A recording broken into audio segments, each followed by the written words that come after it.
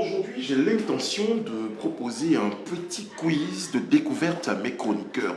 Alors, je vais installer cet élément dans la boîte. Et puis, je vais leur demander qui va trouver tout ça. Je les connais parce qu'après, ils trouvent des choses. Et là, on va voir qu'est-ce qu'ils vont trouver. Celui qui trouve, je vais voir si je lui offre un week-end au BBR. Mais bien caché. Voilà, personne ne peut trouver. Allez, j'y vais.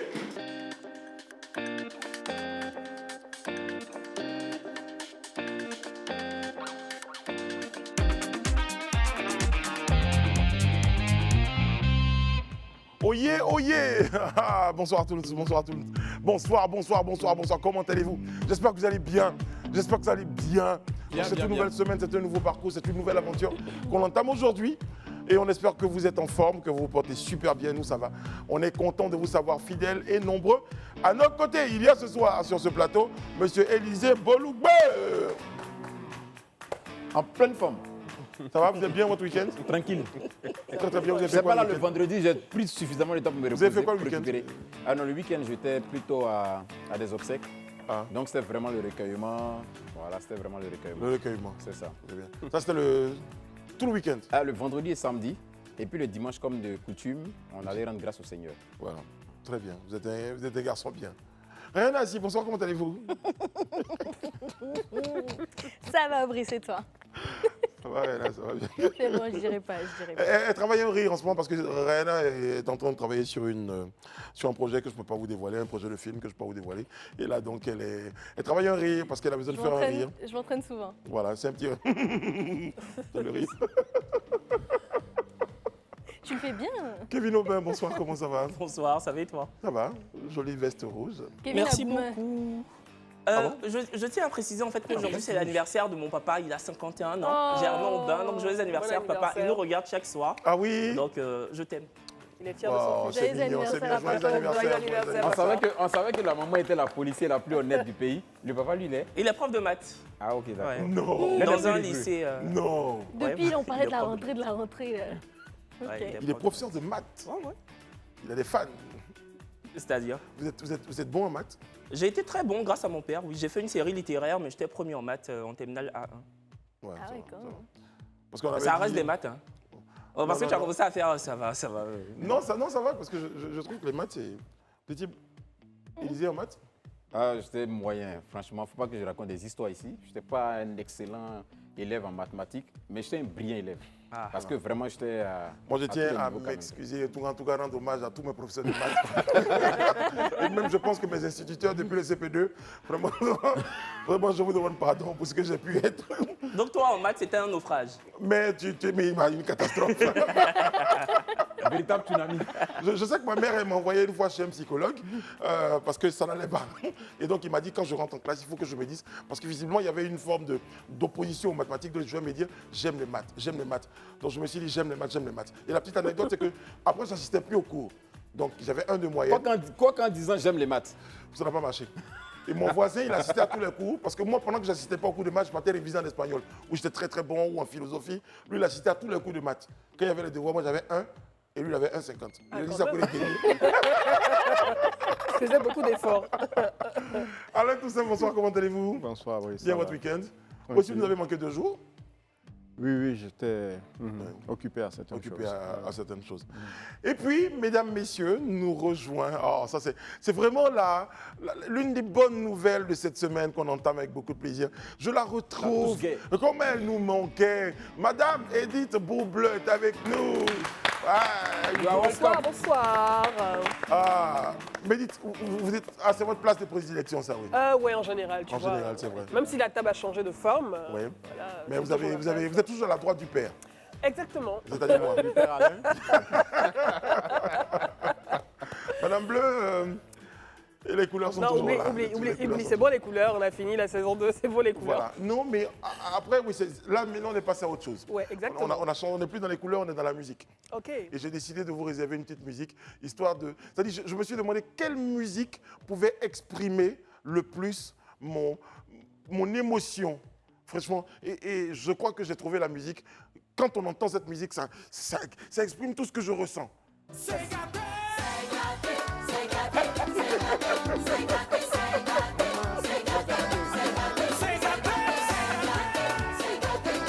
que toi, tu t'es gâté, mais t'es là, je ressens pas.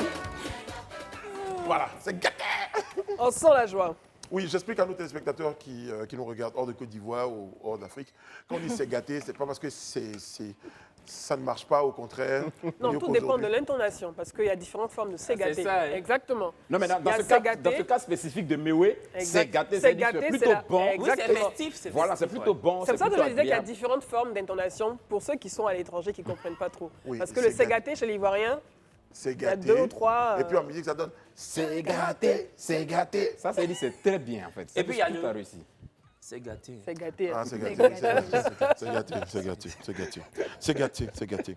Bon, les amis, on est content de voir Madame Bleu. Toutes les équipes sont là. Je vois Sly, je vois mon ami Over P51, je vois Eliane Lago. Enfin, toute l'équipe aussi est là. Ils sont passés un bon week-end à bout aussi, est top.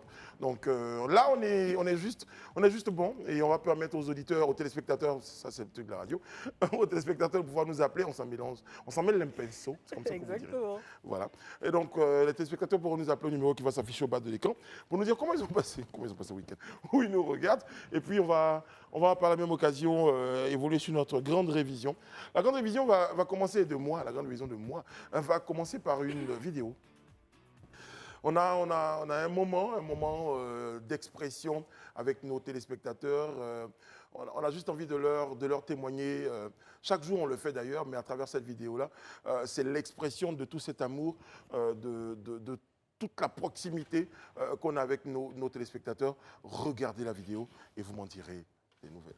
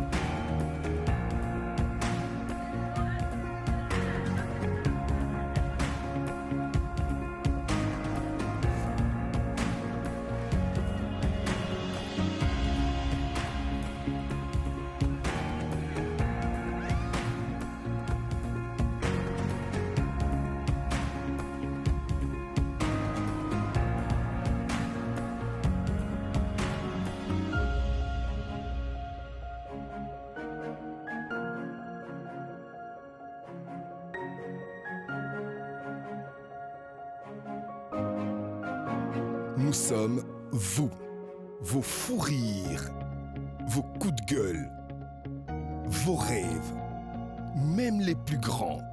Vous êtes nous.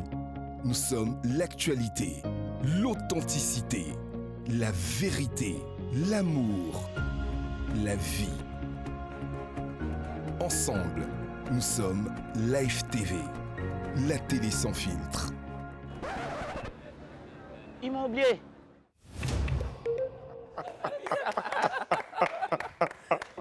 Jean-Paul, Bon, le très sympathique Jean-Paul c'est pas Adomon. mal ça. Mais bon, on te rassure, JP, ça va, personne t'a oublié. On est juste parti avant lui. Il était parti faire un tour, justement. Lui, au moins, il est dedans. Il est où Alors, Élisée, comment vous avez trouvé la vidéo? Elle est belle, elle est top, elle est bien. Elle est bien, j'ai trouvé qu'elle est bien. Elle met en exergue les animateurs, ceux-là qui font vivre la télévision. Je crois que c'est bien. Et ça montre aussi cette proximité que les populations ont avec leurs animateurs. Ouais. Je me suis rappelé, puisqu'on était tous dans le film, on s'est rappelé un peu tout cet enthousiasme qui a animé les populations quand on est dans les quartiers, quand on est allé vraiment au contact. L'accueil qu'on a reçu, c'était vraiment émouvant. Ça nous a montré, ouais, c'était vraiment émouvant. Ça nous a montré quand même que il y a de l'humanité dans ce qu'on fait et c'est toujours encourageant. Vraiment, nous voulons dire merci à toutes ces populations-là et leur dire que ce qu'on fait chaque jour, c'est vraiment, vraiment, vraiment pour leur faire plaisir. C'est vrai que parfois, peut-être en tant qu'homme, rien n'est parfait. On peut peut-être se tromper, on peut peut-être maladroitement dire certaines choses, mais dans le fond, c'est pour eux qu'on fait toutes ces choses-là et on les porte dans notre cœur. Et ouais. Non, vas-y.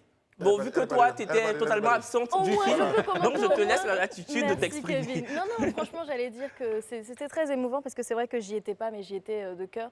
Et ça montre encore une fois la personnalité de la télé, c'est-à-dire que c'est une télé humaine et on le ressent. Moi, il y a des personnes parfois qui m'approchent et qui me disent c'est la seule télé qui vient vers nous. On a des émissions, par exemple, comme Au Quartier, qui reflètent vraiment la vraie société ivoirienne et c'est très beau de voir ça. Ou en même tout il y a cas. problème.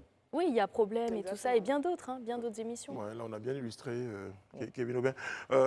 On a eu un vrai contact avec la jeunesse, nous, dans Oui, un c'est grand ça. débat. Exactement. Ouais, c'est ça. Le débat était assez houleux sur la question de savoir Ça est-ce parlait de que quoi justement ta femme devrait s'asseoir à tes côtés quand ton meilleur ami est dans la voiture. Est-ce que ton Ok. meilleur ami Mais dis devrait être Passer relégué derrière ou rester- à l'arrière ou voilà. Ouais, Et ça. c'était vraiment voilà électrique. Et là, C'est j'ai un noté grand aussi débat. que nos animatrices ont reçu beaucoup de bis ce jour-là. Oui, c'est ça. Oui, pour toute la bonne réponse, ils s'étaient donné. Alain? Non, c'était bien. Hein. Je pense que c'est l'identité de la chaîne qui s'affirme. Elle est aux côtés des téléspectateurs, aux côtés de ses nombreux publics, parce qu'il n'y a pas que des diplômés Bac plus N qui regardent la chaîne, mais on l'a vu. Hein. On est allé tourner dans un quartier d'Abidjan, à Koumassi. Et je crois qu'on a vu combien de fois le public est attaché à la fois à la chaîne et à ses animateurs. Et notamment aux animatrices, qu'ils ont couvert de baisers. En tout cas. Aux grandes dames d'Élysée et d'autres, d'ailleurs. Mais c'était très bien. C'était un bon moment. Franchement. Est-ce que vous connaissez une chanson avec le mot que vous venez de dire? Baiser. Oui. Ah, c'est une colle. Là. Non, c'est pas une colle. À toutes les filles que j'ai aimées Avant. qui sont devenues femmes. Maintenant. Ah non, Ah non, Je baiser sais volé. je suis resté adolescent. Très bien. Alors, qui chantait ça déjà? Je sais, je vous dirai ça tout à Ouais, l'heure. ouais, Pour l'instant, j'ai un jeu pour vous. Alors, qu'est-ce qu'il y a dans ma boîte aujourd'hui? Parce que j'ai un séjour pour le week-end prochain au BBR. À la Maca ou au Bibi? Pardon, au Bibi. Pour quiconque me dira ce qui se trouve On peut avoir dans un cette... indice? Non, je ne peux pas vous en donner. Élisée Bolougbe, La clé de ta voiture? la clé de ma voiture. Bah, dis donc, Non, c'est pas ma voiture aujourd'hui parce que, à propos de voiture d'ailleurs, on profite pour dire Yako Akoni, parce que sa voiture a cramé. Quoi? Voilà, oui. On n'a pas vu la vidéo, si. La vidéo de la voiture de Koni qui cramait. Et moi, j'ai pas ma voiture parce qu'il y a le pneu avant qui a explosé aujourd'hui, quand je venais à la télé. Donc, tu es rentré dans dommage. Bouconi, là, vous qu'on te dise Yako. C'est une journée de feu. Oh non, dommage, Yako. Hein. c'est ça, Bon, c'est Yako ça. Akoni, C'est ça, hein. merci beaucoup. Franchement, bon Yako courage. Akoni, en tout cas. Yako Akoni. Et puis, Et à toi, Yako. bon. merci beaucoup parce que lui qui est en train de parler. Et que ça roule. Non, mais moi, ça va encore. Moi, encore, ça va. La roue a été remplacée rapidement. Didier Barbelivien, vient. Voilà. qui a Oui, chanté. Didier Barbé-Olivier. C'est ça, on y arrive. Une clé Très, très bon USB? compositeur, d'ailleurs. Oui. C'est une clé USB? À toutes les filles que j'ai aimées avant, Sont devenues femmes maintenant. maintenant, à leur volcan de larmes, à leur Volcan de larmes. de charme, Oh, je suis resté adolescent. Elles avaient. elles avaient. Bon, alors, Madame Bleu, vous avez dit la clé, une Clé clé USB? USB? Non. Alain Toussaint? C'est ta clé de voiture, non? Non, pas ma clé de voiture. C'est quand même compliqué sans indice. Rien hein. là. Un Oui, mais donne même Un pas d'indice. biscuit. Navigue à vue. C'est Un biscuit. Non, ça aide à être visible. Moi, je suis pas sûr, Oui. mais je pense à un feutre. Après, Un feutre. ouais. Ah non, moi, je dirais mieux. Ah bon? Ouais. À être visible. Un feutre. Mais je suis pas sûr que ce soit Un ça. surligneur. Un feutre. Un surligneur. Un feutre on dirait, surligneur. c'est ça. Ah, c'est ça. Bravo, Kevin. Ah, Aubin. merci. Bravo. Ça, c'est pas un feutre déjà, pour commencer. C'est un feutre surligneur. Non, voilà. c'est un- voilà, Voilà, c'est il ça, nous a c'est mis la sur même une chose. liste. C'est un Bravo. feutre. Non, J'ai dit logiquement, surligneur. logiquement, personne n'a gagné. Il a dit feutre, elle a dit souligneur. Brice, Donc, garde. Sommet, là. Non, Alors, Brice, juste en 30 Brice, secondes, Sommet, là. Brice, j'ai joué le jeu parce que en salle de rédaction devant moi, tu l'as posé dans le. Ah, mais il fallait dans la le boîte. dire. Et moi, Non, je savais ce qui était je voulais dedans. pas. Kevin Aubin. Voilà. Ah ouais, moi, je ne l'ai pas vu en salle de rédaction. Voilà, Kevin Aubin, vous Non, tu remportez. mérites. vous Non, non, remportez. Kevin Aubin n'a pas Non, remporté. il mérite. Bah, Non, si, il j'ai dit mérite. feutre, elle a dit souligneur. Non, je savais ce qui était dedans. C'est Il l'anniversaire, mérite. s'il vous plaît, Il aujourd'hui mérite. c'est l'anniversaire de mon père. Donc, Faudrait tu que le je, mérites. je Tu le le- mérites. je Parce que l'envoie à lui, c'est son BBR samedi. anniversaire. Voilà, bravo, bravo Kevin Aubin, bravo. Très bien. Félicitations à Papa. Bravo Kevin Le Maire. Merci pour votre perspicacité. Finalement, il n'y a pas que les élections qui sont truquées. C'est désespérant. Non, il n'y a pas de trucage. C'est le constat qu'on fait. C'est le constat qu'on fait. Les amis, notre vidéo du jour, c'est la suivante. On va la regarder, la vidéo du jour. Ce n'est pas que les élections qui sont truquées. Merci Alain. La vidéo du Il n'y jour. a pas d'action militaire sans objectif politique. En Afrique, la France tue plus que Covid, Ebola et Sida réunis. La présence de l'armée française sur le sol africain n'est pas légitime. C'est une armée d'occupation qui n'a qu'une seule mission. Elle est le moyen que met en place la France pour assouvir son objectif politique qui est de consolider la colonisation française en Afrique dite francophone. L'armée française est un cancer qui se métastase à une vitesse extraordinaire chez nous. Waouh. Pourquoi la vidéo du jour? Eh bien, on l'a su hein, ces derniers jours, mais c'était quelque chose de beaucoup plus récent depuis donc la militante suisse-camerounaise Nathalie Yamb donc, est interdite d'entrée et de séjour en France. Réaction sur le plateau, Élisée Boloubeu. Ben, en tout cas, j'ai été surpris hein, de voir cette décision de l'État français. Franchement, matin, quand je l'ai vu, j'étais un peu surpris parce que ce n'est pas vraiment dans les habitudes de la France de prendre de telles décisions, surtout quand il est considéré comme un pays de liberté d'expression, des droits de l'homme et tout ça, du respect des droits de l'homme. Mais bon, quand tu poursuis aussi la réflexion un peu plus loin, ça peut s'entendre, mais je trouve personnellement que c'est un peu excessif. Ça, c'est mon point de vue. Je trouve que c'est un peu excessif de prendre une telle décision. Maintenant, peut-être qu'on va expliquer après dans les détails où on va nous donner des preuves, qu'est-ce qui justifie vraiment qu'on aille jusqu'à ce niveau-là. Oui, mais on verra. Allez-y. Bon, je prends d'abord les avis. Et Brianna? Écoute, je suis partagée parce que je ne suis pas forcément, je vais dire que je n'épouse pas à 100% les propos de cette femme, mais j'entends ce qu'elle dit et je ne vois pas pourquoi est-ce qu'elle serait interdite de séjourner en France. Alors, Elle dit tout haut ce que beaucoup pensent tout bas aussi. Nous voulons nous assurer qu'elle est bien informée, qu'elle est sous le coup de cette mesure. La raison, pour incitation à la haine et à la violence. Oui, il y a beaucoup de personnes qui n'entreraient pas... que ce que Paris reproche à Nathalie Yamb, c'est qu'elle encourage, selon leur dit, elle encourage le recours à la violence contre des symboles de la France, de la présence française en Afrique. Bon. Parce que traiter la France de cancer. Oui, après, on a parlé de liberté d'expression. Voilà, on a parlé de liberté d'expression. Elle n'est pas la première à avoir ce genre de propos. Peut-être que c'est la plus visible, mais finalement, je pense que la France donne du pain béni à Nathalie Yamb. C'est une manière également de légitimer encore plus sa popularité auprès des populations qui partagent ce sentiment je veux dire, francophobe derrière. Et en plus de ça, au final, c'est un coup d'épée dans l'eau, finalement. Bon, donc, pourquoi vous dites un coup d'épée dans l'eau, madame? Non, quand je dis un coup de pied dans l'eau, finalement, quelle réaction il cherchait véritablement? Après, on ne sait pas si Nathalie Yamb a des intérêts en France qui peuvent peut-être devenir un handicap dans la poursuite de son séjour en Suisse. Peut-être, on ne sait pas, mais je ne pense pas que ça ait une impact. Elle est suisse. Hein. Elle est suisse, elle est camerounaise-suisse. Pour moi, c'est démesuré. Je ne sais pas quel impact ça aura. Non, mais après bon, là, je n'ai pas votre réaction sur la question, et puis après, on va en débattre dans le fond. Bon, je pense cette que décision. D'ailleurs, c'est pas, elle a été notifiée le 14 octobre 2022. C'est ça. En janvier, bien sûr. En janvier déjà, la décision a été prise, mais elle a été notifiée. Il ne faut pas qu'elle dise qu'elle n'est pas au courant. Voilà, donc ça a été officialisé.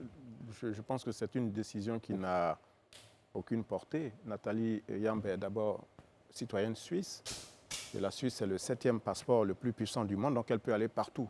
Et je ne pense pas qu'elle avait forcément l'intention de se rendre à Paris. Mais la décision est prise le 12 janvier, notifiée le 14 octobre. Cela signifie que durant 9 mois, la France ou les autorités françaises espéraient cueillir Nathalie Yamb, peut-être dans un voyage en France, pour pouvoir la brandir aux yeux des médias en disant « voici la panafricaine que nous refoulons », etc.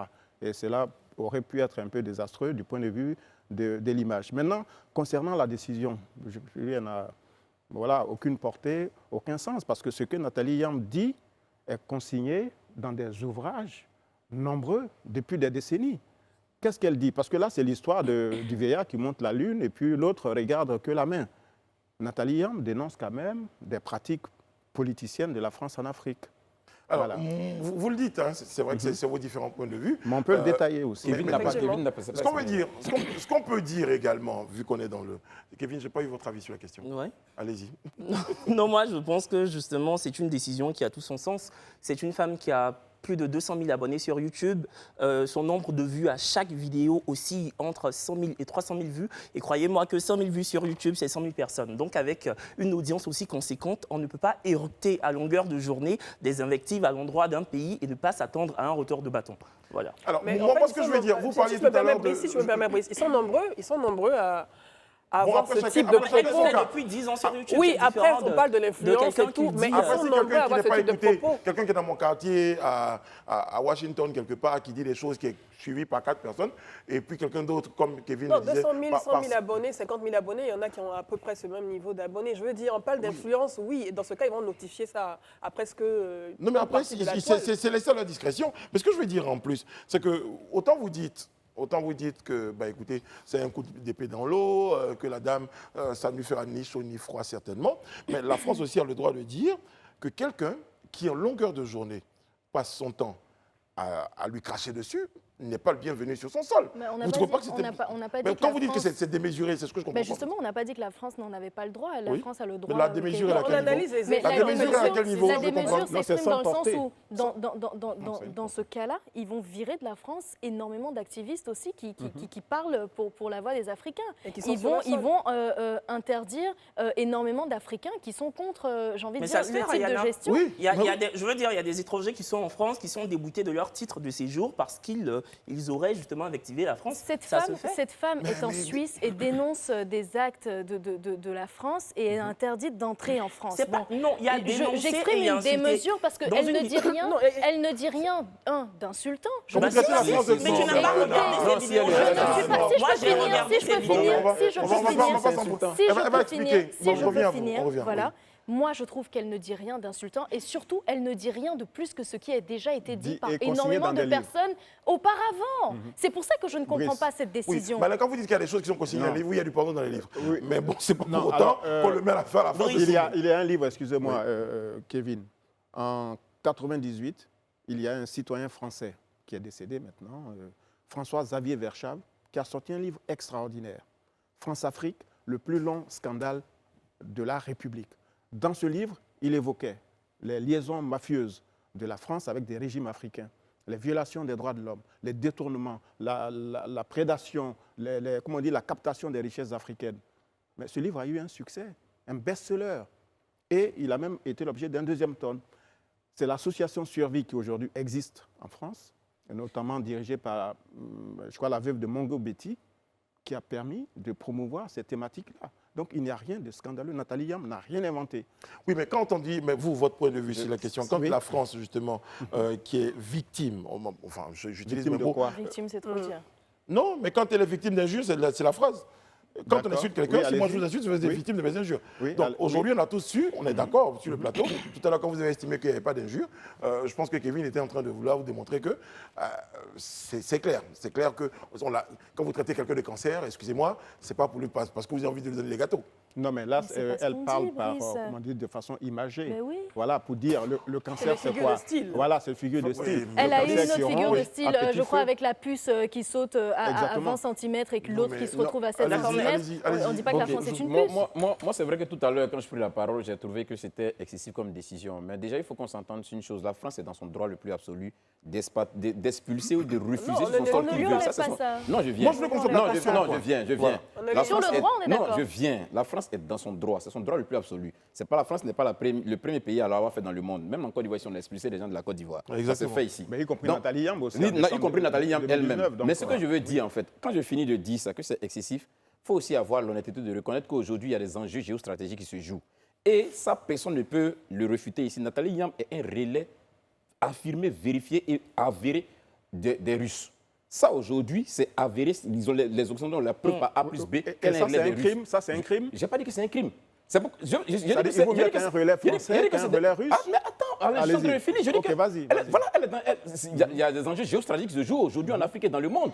Et les Occidentaux sont dans leur droit le plus absolu d'estimer à un moment précis que si quelqu'un va à l'encontre de leurs intérêts, dans le cadre géostratégique, c'est leur droit le plus absolu de dire à la personne ne veut pas de voir sur son territoire. Parce qu'aujourd'hui, c'est avéré par A plus B, comme je le dis, que Nathalie Yamb est vraiment un relais des Russes. Ça, c'est même plus un débat, en fait, à ce niveau-là. Donc, ce qui est en train de se jouer aujourd'hui n'est pas juste le fait de brimer les droits de quelqu'un. Vous avez le droit de dire, on est dans une dynamique. pour résumer ce que cette décision pourrait dire, vous avez le droit de dire ce que vous voulez, mais vous n'avez pas le droit de le dire, mais vous avez le droit de le dire où vous voulez, mais pas ici. Non, vous avez le droit de choisir qui vous voulez, de faire ce que vous voulez. Mais nous aussi, on a le droit à notre niveau de ne pas vous recevoir sur notre sol. Ça, c'est leur droit. On ne peut pas leur dénier, en fait. C'est ce que je veux qu'on comprenne à un moment. Mais moi, je trouve que la décision, elle est excessive. Bien sûr. Mais c'est leur droit le plus absolu de décider qui veut le recevoir. Mais quand vous dites que c'est leur droit et qu'elle est excessive, la décision, on comprend plus trop. C'est mon opinion que c'est excessif, mais c'est leur droit. C'est-à-dire que ça, c'est le droit, c'est le fait. Vous seriez la France, quand vous auriez trouvé une autre solution. Non, moi, à titre personnel, je ne vais même pas m'en occuper, en fait. Ça, c'est mon point de vue personnel. Pour revenir rapidement sur le droit, parce que tu en parlais aussi,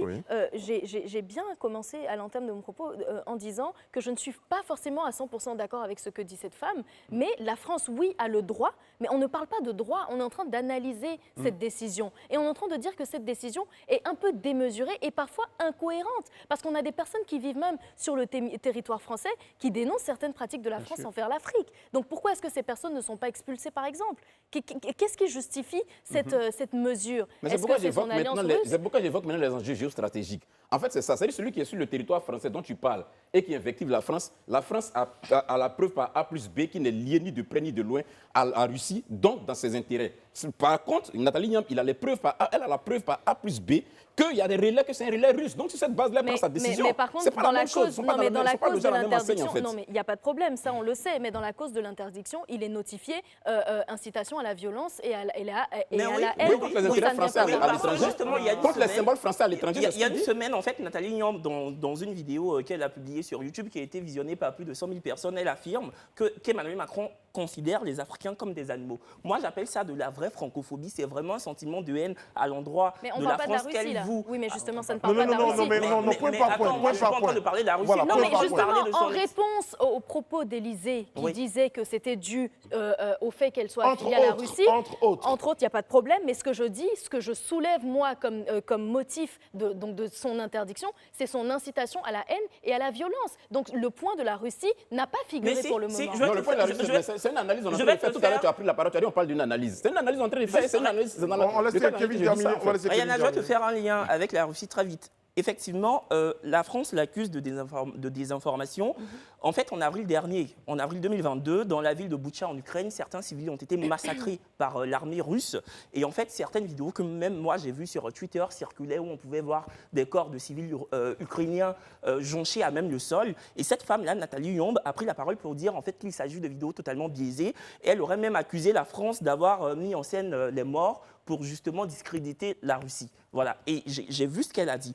Donc, on parle d'Ukrainiens morts.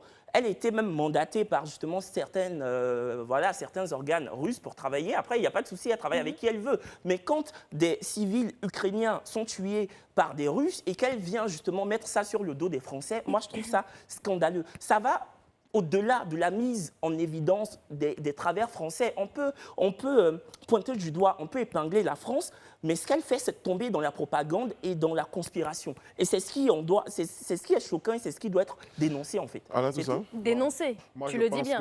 Oui, tu as bien nuancé, ça doit être dénoncé. Moi, je suis d'accord pour qu'elle soit virée. Je pense qu'il faut quand même être mesuré. Et comme dit Platon, la connaissance des mots induit très souvent la connaissance des choses. Là, vous allez très loin.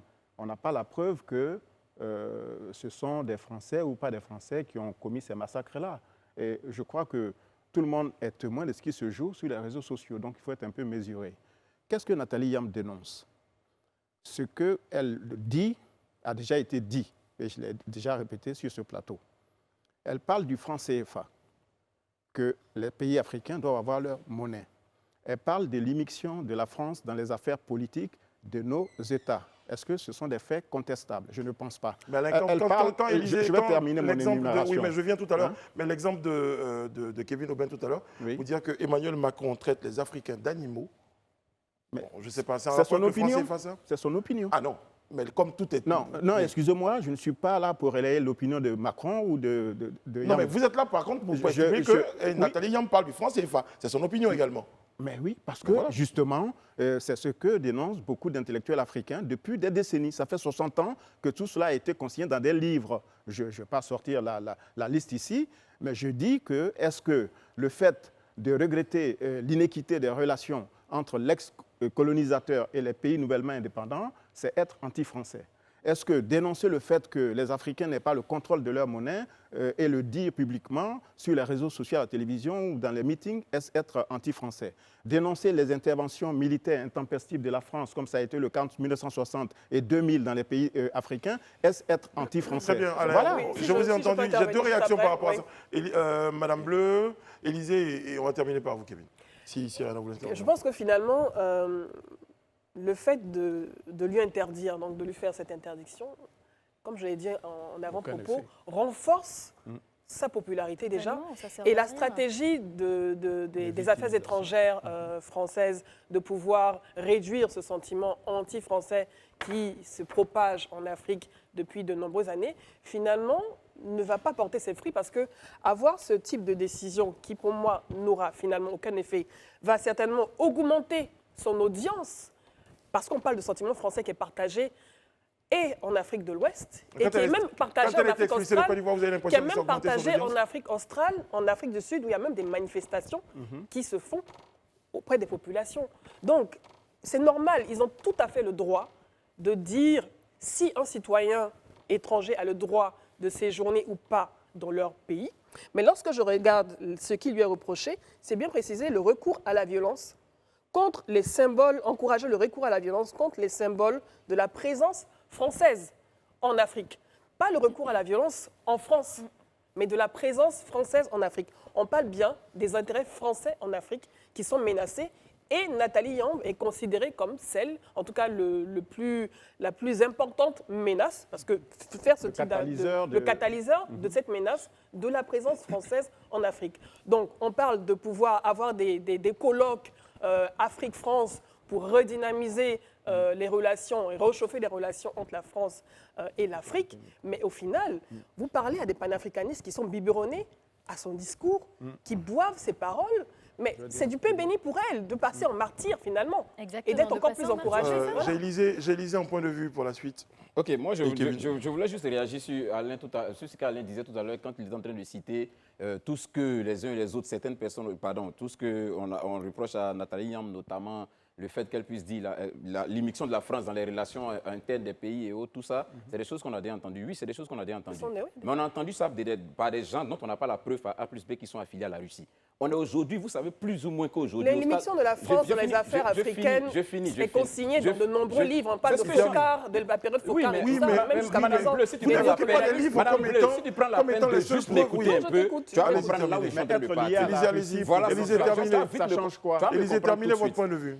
Ça ne change rien. Voilà. Élisée, terminez votre point de vue. Enfin, je veux dire, moi, je peux aimer les États-Unis et dénoncer la France ou autre chose. Je veux dire, ce n'est pas ça le point. Ce n'est pas parce qu'on est amis des États-Unis qu'on n'a pas le droit d'avoir une opinion sur la France. C'est pas le point pour vous. Votre opinion reste votre opinion. C'est pas l'opinion. Vous ne pouvez pas reprocher à quelqu'un d'autre de penser autrement que vous. Donc, si vous estimez un moment précis. C'est ce que vous estimez un moment précis. La France lui reproche d'avoir une opinion qui ne soit pas la sienne. Mais c'est votre opinion. Votre opinion n'est pas l'opinion de tout le monde. Non. La France reproche à Nathalie Yamb d'avoir une opinion et précisément une opinion qui ne soit pas la sienne. C'est ça le point. La liberté d'expression, c'est quand même... Vous avez quand même le droit. Oui, c'est que la France qui était notifié par... Mais non, mais là, ils ont écrit, mais on sait que dans le fond, on lui reproche... Non, mais c'est de l'interprétation. Ils auraient voulu qu'elle soit un agent français plutôt qu'un agent russe. Non, c'est de l'interprétation. Mais non, c'est pas de l'interprétation, c'est les faits. J'estime que quelqu'un a le droit de dire ce qu'il veut. Ben voilà. Non, je termine. Quelqu'un peut avoir le droit de dire ce qu'il veut de moi, mais il ne peut pas être chez moi ou avoir accès à ma maison. Mais il n'est pas chez toi. Mais justement, ils lui disent. Mais qui a dit qu'elle voulait aller là-bas? Est-ce qu'elle leur a dit qu'elle voulait aller en France? Donc on est d'accord, mais donc laissez les gens s'exprimer. Ils prennent des prérogatives. C'est tout. Au cas où. Mais bon, après, on ne sait pas. En 68, ils l'ont fait avec Daniel Cohn-Bendit, qui était un étudiant allemand qui menait la révolte des étudiants de mai 68. Qu'est-ce qu'ils ont fait? La réponse du ministre de l'Intérieur d'alors, c'était d'expulser Cohn-Bendit de France. Voilà. Et ce type, ce monsieur est revenu quelques années plus tard pour faire de la politique. Je vous laisse terminer, Lisa. Donc, ce que je veux dire, de la même manière, nous, on estime qu'on a nos opinions et qu'ils doivent être respectés. Je voudrais aussi qu'on puisse respecter aussi la position de la France. Ça, c'est leur point, leur droit le plus absolu. Ça, sur cette part, il n'y a pas de souci. Mais on est en train d'analyser, je suis en train de venir. Voilà, il y a des préalables quand même d'explications qu'il faut qu'on puisse comprendre quand même. Je dis, si quelqu'un en France, qu'on fustige l'attitude de la France ou la relation française avec les pays africains, la personne n'est pas Nathalie Yamb. Si la France aujourd'hui prend la décision de pouvoir empêcher Nathalie Yamb d'avoir accès à son territoire, la France, c'est pourquoi elle fait ça. Parce qu'aujourd'hui, comme je le dis, aujourd'hui on est dans un monde où, surtout en Afrique ici, il y a de gros intérêts géostratégiques qui se jouent. Tout ce qui se passe dans la sous-région, personne n'est ignorant de cela. Que la France, sachant aujourd'hui qu'il a devant lui, en face de lui, un relais affirmé et avéré de son opposition, d'un pays contre lequel aujourd'hui, géostratégiquement, il est opposé, mais c'est le droit de la France de dire qu'il ne veut pas. Et c'est ça, ça dit que la voix de Élysée Boulougbassi Abidjansi, qui dit que la France, dans ses relations, doit revoir ses relations avec la Russie, avec, comment on appelle, les pays ivoiriens, n'a pas la même portée que Nathalie Yamb. Parce que moi, je n'ai aucune connexion avec la Russie.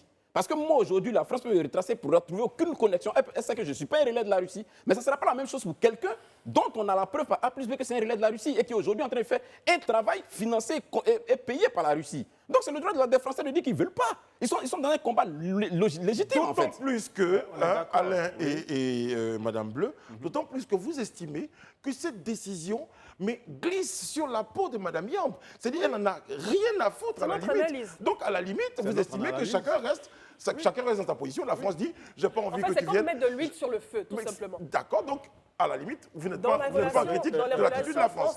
Ok, on va trancher, on va terminer. Moi, je termine en disant, justement, pour revenir à ce qu'Alain disait par rapport justement aux morts de la ville de Boutcha, c'était notifié par le président ukrainien que c'était bien une attaque russe, juste pour revenir à cela. Et de deux, il y a une youtubeuse dont, justement, je mets le nom pas qui fustige, mais qui critique, elle vit en plein Paris, elle critique, c'est une youtubeuse noire, africaine, voilà, elle critique tout le temps la France et tous les gouvernements français, elle n'a jamais été déboutée ou mise à l'écart de la France, parce que justement, je veux dire, il y a critiqué et il y a les mots. Alain parlait justement de connaissance de mots tout à l'heure. Évidemment, il y a les mots que tu emploies quand tu dis que le président français traite les Africains comme des animaux. Je veux dire évidemment que la France t'aura dans son sillage et va dire qu'elle, on n'en veut pas. Et justement, Alain parlait de livre de 98. C'est pas parce qu'un livre... 2 minutes pour terminer le sujet. C'est pas parce qu'un livre a connu un succès fulgurant que c'est un livre à conseiller. Quand Zemmour sort un livre, il fait pas moins de 500 000 ventes, mais à chaque fois, on fustige les livres de Zemmour. Donc voilà. Alors, moi, je voulais juste compléter ce que j'ai dit. C'est-à-dire, tout ce qui se passe est regrettable.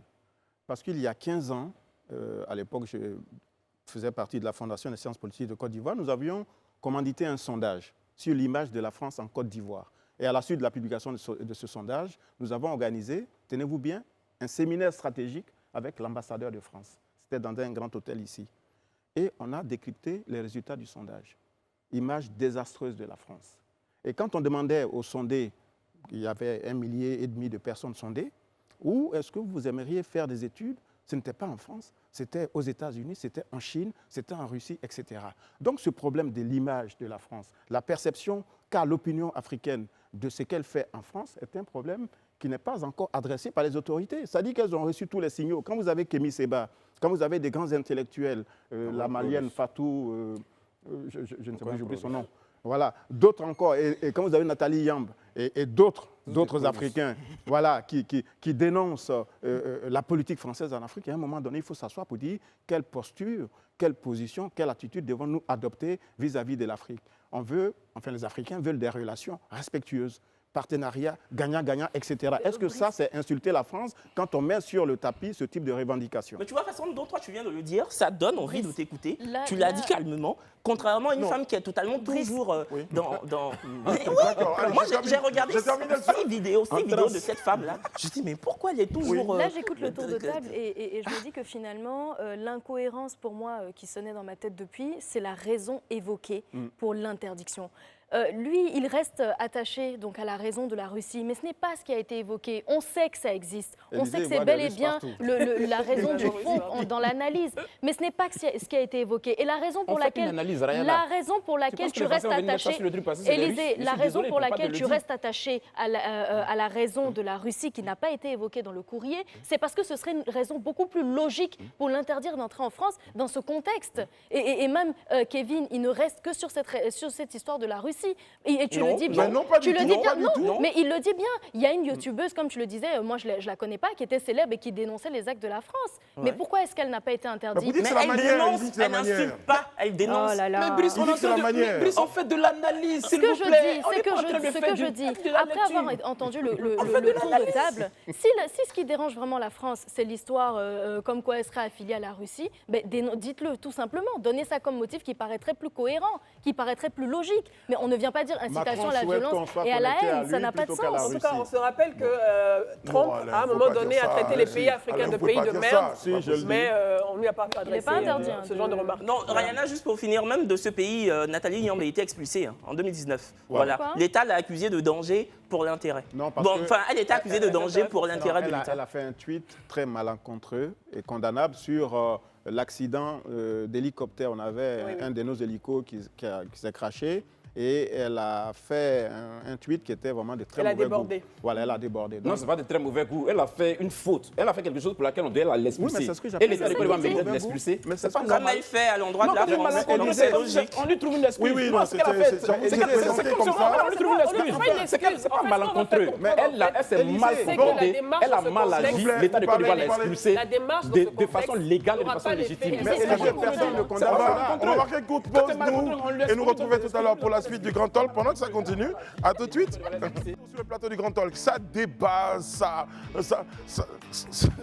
c'est chaud bouillant, comme on dit. Et même sur nos pages des réseaux sociaux, quelqu'un a évoqué des questions de conflit d'intérêts sur le plateau. Il y a des pro-russes, il y a des pro-français sur le plateau. C'est pas faux. Non, on a juste affaire à des personnes qui débattent, qui donnent des points de vue, des gens qui analysent, donc sans parti pris. Voilà.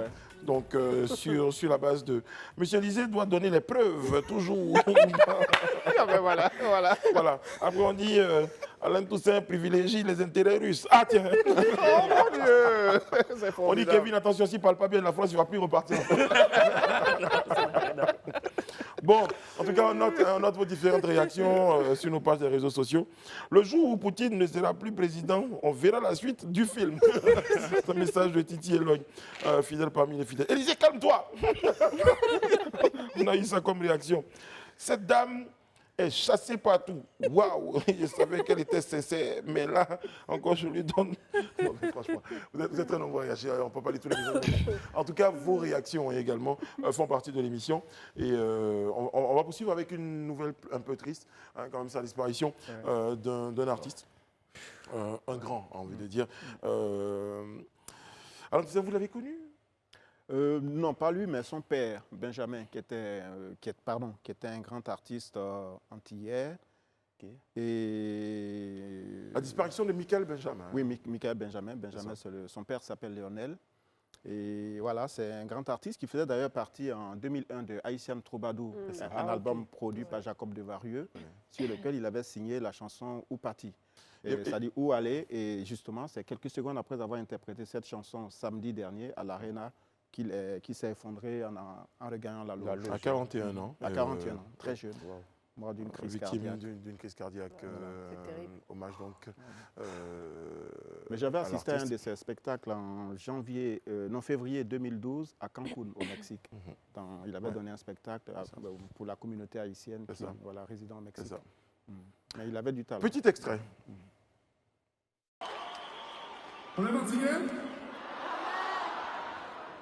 On sent qu'il y a une baisse d'énergie,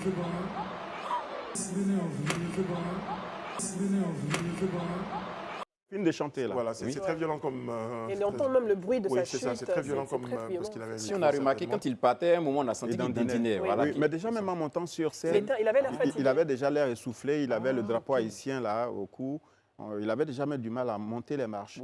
Donc il a eu le temps de chanter pendant 3-4 minutes, 5 minutes la chanson Où parti. Et donc juste après, Voilà, c'est ça. Il s'est effondré là. Il est tombé de tout son corps. Hein. C'est un jeune homme quand même assez massif, faisait près de 1m90. Voilà, en corpulence assez forte. Voilà. C'est triste. Voilà, je pense que ça interpelle aussi sur l'hygiène de vie de nos artistes. Après Papa Wemba, qu'on a. C'est ça. Non, moi, est-ce qu'on peut tout de suite la santé. Est-ce qu'on peut tout de suite pointer du doigt l'hygiène de vie? Enfin, non, je veux la santé. La santé. Oui, il peut y avoir plusieurs causes qui ont conduit à ça. Mais là, clairement, il était essoufflé. On a vu des vidéos sur lesquelles il était vraiment en petite forme. Et l'après-midi, il y a aussi d'autres vidéos de lui en train de faire les réglages, la balance, voilà, à l'Arena. Et il était tout heureux de jouer le soir avec ses amis de Karimi, avec lesquels il a signé un certain nombre de chansons aussi. Et voilà. Et moi, ça me fait penser à la chanson « Mourir sur scène » de Dalida. Michael Benjamin. Ouais, c'est un titre dans lequel elle exprimait sa volonté de mourir sur scène devant son public en plein concert. Elle dit dans la chanson « Même ma vie a brûlé, sous trop de lumière, je ne peux pas mourir dans l'ombre ». Et je pense que ça a été le cas de cet artiste. Après, moi, je pense surtout au désarroi de son staff et sa famille. Sa femme. Oui. Il a un bébé de 15 mois. Il s'est marié en novembre 2020. Voilà, et la petite a maintenant 15 mois environ. Et voilà, sa femme est effondrée. Quand on voit les images, c'est super choquant. Hein. D'ailleurs, je n'ai pas eu le temps de prévenir les téléspectateurs de la violence des images qu'ils allaient voir. Donc, et c'était on va surtout se souvenir de ce bel air-là et garder dans nos cœurs qu'un artiste ne meurt jamais, parce que cette œuvre-là, elle reste pour toujours dans nos cœurs.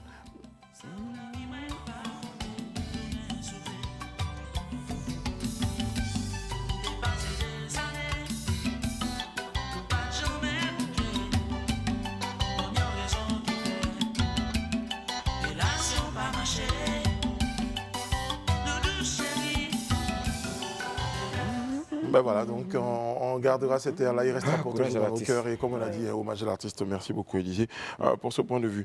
Alors, on évoque un peu, juste avant la prochaine étape, rapidement avec Alain Toussaint. C'est vrai qu'on a perdu assez de temps dans un grand débat. On revient à des choses terrestres. On parle de consensus et démocratie à présent, Alain? Oui. Voilà, donc l'ancien ministre Justin Katina-Koné, deuxième vice-président et porte-parole du PPACI, le Parti des peuples africains de Côte d'Ivoire, donc a formellement rejeté l'information selon laquelle Laurent Gbagbo négocierait discrètement avec le président Ouattara la mise en place d'un gouvernement de consensus. D'ailleurs, moi, j'y croyais pas trop. Mais là, il a démenti. Oui, je pense que c'est une bonne nouvelle et qu'elle est salutaire pour la démocratie. Parce que la démocratie, c'est quand même un pouvoir et une opposition. Et j'estime que le pouvoir doit gouverner et l'opposition s'opposer. La relance. Exactement. Non. En fait, je réfléchissais juste à un moment, pendant que vous avez entendu parler, à qui avait déjà évoqué le fait que les gouvernements de consensus n'étaient pas des réussites. Toutes les fois ça ne peut pas. Ça ne marchait pas. Ça ne peut pas fonctionner. Ça ne peut oui, pas. parce que justement, à quoi sert l'opposition? C'est quoi le rôle de l'opposition? Non, mais du coup, on peut mener le débat sur le gouvernement de consensus. Allez-y. On va arranger notre édito. Non, mais je pense que c'est un point important. Moi, je pense que, par exemple, pour la Côte d'Ivoire, on a un vainqueur de l'élection en 2020 qui a 5 années pour mettre en œuvre son programme. Et depuis son élection, on a eu chaque fois comme ça des alertes. Oui, le président Ouattara va former un gouvernement d'ouverture, un gouvernement d'union. Je me dis, mais c'est quand même bizarre parce qu'on a un calendrier électoral et qui est rythmé par des moments d'élection. Donc, que les opposants et les autres se préparent. Quand vous voulez gouverner, vous préparez votre programme et vous posez en alternative, en fait. Et justement, les gens se posent des questions. Est-ce que cette opposition est une véritable alternative? À un moment donné, on se dit, bon... Mais c'est l'électeur qui choisit. C'est-à-dire que la campagne, c'est le moment où on vient pour vendre son projet, ses idées. Et le peuple, qui j'espère est inscrit sur les listes électorales, choisira celui qui doit le gouverner. Voilà. Donc, enfin, tout ça, c'est quand même le résultat de nombreuses séquences. Il faut être sur les listes électorales, il faut avoir ses papiers, etc. Et puis choisir aussi un parti politique. Je ne pense pas que s'opposer sans proposer un projet soit une fatalité. D'ailleurs, plus nous avançons, plus les hommes politiques et les femmes politiques seront contraints d'aller vers la population en proposant des projets. Sûr, parce que la population est de plus en plus exigeante maintenant. Exactement. Elle est de plus en plus jeune, elle est de plus, on va dire, bon, de plus en plus formée, mais en tout cas, elle est de plus en plus consciente des enjeux autour de toutes ces élections, autour même du pouvoir en place, tout ce qui se fait. Donc, elle est demandeuse de plus de transparence, elle est demandeuse de plus de résultats, et elle est consciente aussi qu'elle est au cœur d'enjeux. On parle de part du gâteau, mais elle est consciente qu'elle est au cœur de tous ces enjeux. Donc, elle demande des comptes. C'est vrai qu'on parle de consensus contre la démocratie, je suis tout à fait d'accord. Les gouvernements d'union, je considère que pour les opposants qui rentrent dans ces gouvernements d'union, qui sont rentrés dans ces gouvernements d'union, ok, on a voulu aller à la paix, mais finalement, pour moi, c'est plutôt de la paresse. Le plus important, c'est de pouvoir jouer son rôle d'opposant jusqu'au bout. Parce que, de toute façon, vous rentrez dans un gouvernement d'union ou un gouvernement de consensus, mais la seule chose que vous aurez à faire, c'est comme au Parlement, vous aurez juste à saboter le travail de celui qui est en place. Vous n'avez aucun intérêt à ce qu'il ait un bilan positif, parce que vous êtes opposant de toute façon. Donc, les opposants font leur travail. C'est tout ça la beauté de la démocratie. Ou bien on phagocyte la personne qu'on a au sein de son gouvernement, qui devient à un moment donné plus on essaie de l'intégrer au fur et à mesure de... Mais il était censé faire sa chronique. Non, mais c'est bon. Non, mais c'est ça, c'est la démocratie. C'est ça la démocratie, M. Kevin Aubin. Voilà, parce que la chronique est là, elle est commentée. Voilà. Merci beaucoup, Alain. On va marquer une autre pause avant de revenir. On n'a pas fini, Brico. Terminé. Oh, ben, c'est pas possible. Terminé, Alain. Vous allez me dire, vous pourriez, terminer en quelques secondes, vous pourriez m'interdire de venir chez vous. Vous êtes au Japon. Voilà que je la place quelque part quand même. Bon, nous on va marquer une pause. Et justement, tout à l'heure, en retour de pub, nous allons évoquer la question. Et d'ailleurs, c'est pourquoi je vous prends la parole un tout petit peu. On va parler du PPACI. Oui. Voilà. Aujourd'hui, c'est l'an 1. Okay. Et il faut qu'on en parle. Voilà. Pas facile. À tout de suite. Nous sommes de retour sur le plateau du Grand Talk avec Rayana Assi, Monsieur Élisée Boulogbe, Kevin Aubin, avec Madame Bleu, Edith Brou-Bleu qui nous rejoint. Toujours. Et puis Monsieur Alain Toussaint, voilà, quand même, qui en ce moment et a battu les costumes. Voilà, d'accord. En ce moment, c'est ça, oui. Voilà, elle a un peu le relais des tuniques. Relais, c'est le mot. On va encore dire c'est la Russie. Relais de l'État aussi. Il a décidé d'abandonner les costumes pour vous Il y a du bleu, il y a du bleu. Il y a du bleu dans cette tunique. C'est le bleu France. Ah, c'est le bleu France. Voilà, douce France. Je crois qu'il y a du bleu dans le drapeau russe. Non, mais il y a une coupe de coudu qui ressemble à la Russie. Hein. Ah oui, c'est vrai. Les amis, on va évoquer, on va dire joyeux anniversaire au PPACI. L'an 1 du PPACI, bilan, Alain Toussaint. Mais écoutez, je pense que c'est un pari qui était quand même risqué pour le président Gbagbo. Après avoir rompu avec le FPI qu'il a créé au début des années 80, il s'est lancé dans une nouvelle aventure. Et le challenge principal, c'est de ramener à lui non seulement ceux qui constituaient l'essentiel des militants du FPI, mais aussi amener à lui de nouveaux électeurs. Et donc, après un an, on a pu lire dans la presse que le FPI comptait aujourd'hui près de 131 000 militants, c'est-à-dire des militants qui ont payé une carte du parti. 131 000. 131 000. 131 000. Voilà. Donc, c'est quand même, je pense, c'est déjà un bon départ. Reste maintenant à savoir, en termes de programme, que propose ce parti.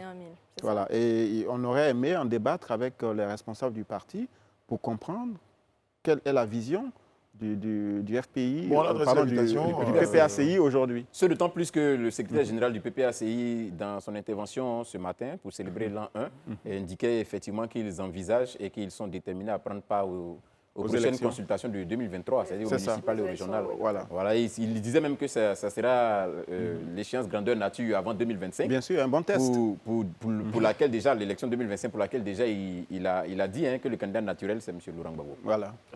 Oui, je pense que, joyeux anniversaire en tout cas au PPACI, mais je pense quand même que pour un parti dont j'attendais beaucoup plus de leadership, beaucoup plus de force de proposition, je veux dire, on a vu revenir le président Laurent Gbagbo après quand même quelques années où on se disait qu'il aurait vraiment un programme solide à proposer. Vous me direz, on aura l'occasion de voir ce programme aux futures élections et je ne sais pas lesquelles, mais en tout cas, moi je suis un peu déçue parce que, en un an de bilan, si je veux parler de façon générale comme ça, tout ce que je n'ai entendu, ce n'est que opposition, critique, ce n'est que on est de retour.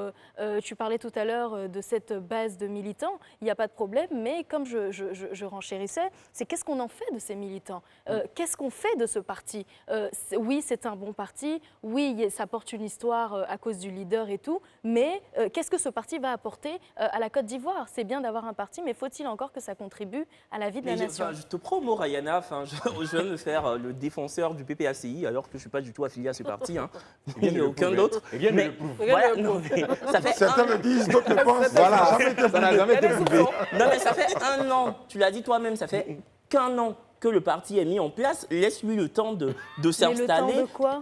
Bah écoute, 1 an en politique, c'est pas beaucoup. Oui, mais excuse-moi, 1 an en politique, en une année, tu veux 10 000 propositions. Permettez-moi de vous prendre au mot, c'est l'expression, c'est comme ça que vous avez pris au mot. Alors rappelez-moi les chiffres là concernant les militants. 131 000 militants ayant une carte du parti. 131 000 militants ayant une carte. Non mais c'est très grave, c'est très grave. Je termine. 131 000 militants ayant eu une carte. Oui.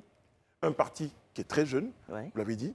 Est-ce que c'est le moment pour le parti d'aller à des échéances? Non mais attends, je veux dire, bon, je termine juste... 131 000 voilà, 131 militants, bon, excusez-moi. Voilà, ce parti-là, aujourd'hui, je veux dire, l'éminence grise de ce parti-là, c'est M. Laurent Gbagbo. Donc, c'est une figure emblématique de la politique ivoirienne. Donc, 131 000 militants, c'est pas parce que le PPACI a choisi des couleurs folles, hein, c'est parce que justement c'est Laurent Gbagbo qui en est à la tête. Donc les militants du PPACI, c'est de fervents militants de Laurent Gbagbo. Ce sont des fanatiques alors? Et ce sont des fanatiques? Ils en ont le droit. Tu peux croire en un homme. Je te demande juste, oui. C'est toi qui parles de fanatisme. Moi, je parle de militantisme. C'est toi qui parles de fanatisme. Tu vas y arriver. Voilà. Donc, non, mais moi, je parle le nombre. Non, mais Brice, si je peux 131 000. revenir... Ça représente quoi, 131 000? Brice, moi, je veux quand même... Non, c'est pour ça qu'il faut qu'on... Je permets à Rayana. Parce qu'en fait, il a dit un élément qui, pour moi, est très grave. En 1 an, ils n'ont pas de programme, il faut leur laisser le temps. Le temps de quoi? Je t'ai pas dit qu'ils n'ont pas de programme, c'est toi qui l'as dit. Oui, mais tu as dit il faut laisser le temps. Donc, ils n'ont pas. OK, donc c'est ce que tu dis. Mais ce que je dis, c'est que Laurent Gbagbo a une histoire. Il n'est pas nouveau dans la politique. Quand il crée son parti, en gros, il a créé son parti comme ça, et puis après, on voit le programme. Non, quand on crée un parti, c'est parce qu'on a quelque chose à apporter. Non, je pense pas. Je pense qu'il a peut-être... Je vais aller dans le même sens. Je pense qu'il a créé le parti avec un programme, et il a le temps, au fur et à mesure, de le dérouler. Exactement, je vais aller dans le même sens que Kevin. Il a quand même un existant. Il vient du FPI, même s'il y a une cassure, il y a une scission, il a quand même, d'une certaine manière, en quittant le FPI avec son enveloppe, en laissant l'enveloppe vide à Afi, il a quand même émietté, on n'a pas les chiffres, il a quand même émietté cette base qui était présente au FPI. Il n'est pas parti de zéro, il est parti déjà d'un existant. 10 ans à La Haye, avec des partisans, comme tu dis, des fanatiques qui sont restés fidèles à cet homme, ce n'est pas insignifiant. Et forcément, il a un existant. C'est un animal politique, comme on le dit. Il sait d'où il part. On parle de base, on a cité, Alain a donné un certain nombre de militants, mais il y a également des comités de base, des milliers de comités de base qui ont été mis en place pendant toute cette année. Je pense que c'est assez suffisant pour pouvoir dire quand même il y a eu des choses qui ont été faites. En plus, il est venu, c'est vrai qu'il y a eu le faux départ de l'aéroport, avec tout ce qui s'en est suivi, de tous ces aspects matrimoniaux auxquels on a assisté, mais quand même, il y a eu le dialogue politique, la participation de ce parti au dialogue politique. Il y a également eu la rencontre des 3 grands, le président Alassane Ouattara et le président Henri Konan Bédié. Il y a quand même des choses qui ont été faites. On a même reçu son avocate qui a également, voilà, exactement, et M. Katina aussi. Exactement, qui sont venus présenter aussi sur ce plateau le projet de ce parti. Donc, les choses sont en place, sont en train d'être mises en place. Encore heureux. Et comme tu disais, un an, c'est pas beaucoup. Allez, moi, je reviens à ma question. Je ne sais pas. Je vais dire, et Alain et vous pourrez me dire. Alors, on a parlé de 131 000 militants qui ont leur carte. Moi, ça permet dans un premier temps, moi, de jauger l'engagement des militants. Parce que c'est bien de dire, on aime le parti et tout, mais quand on ne va pas prendre sa carte de militant, donc on fragilise davantage ce parti-là qui a besoin de s'implanter, de s'implémenter, qui a besoin de décoller. Moi, j'en veux à ces militants. Non, mais tu n'as pas à en vouloir à ces militants. Il faut dire que c'est une culture que je dirais, on développe en Côte d'Ivoire depuis des années. Les partis politiques ont plus de sympathisants que de militants en réalité. Oui. Parce que les militants se caractérisent par l'obtention d'une carte de militant. Oui. Or, aujourd'hui, si vous prenez même tous les partis les plus significatifs, si vous voulez faire la liste de ceux-là qui ont les cartes, vous n'aurez pas vraiment plus de personnes que ceux que vous voyez même à leur meeting. Donc la question pour l'ensemble du plateau, aujourd'hui, 1 an après, est-ce que vous pensez que le PPACI est suffisamment rodé pour pouvoir se présenter à des échéances? Bon, je pense que déjà, pour aller à des élections, il faut une base.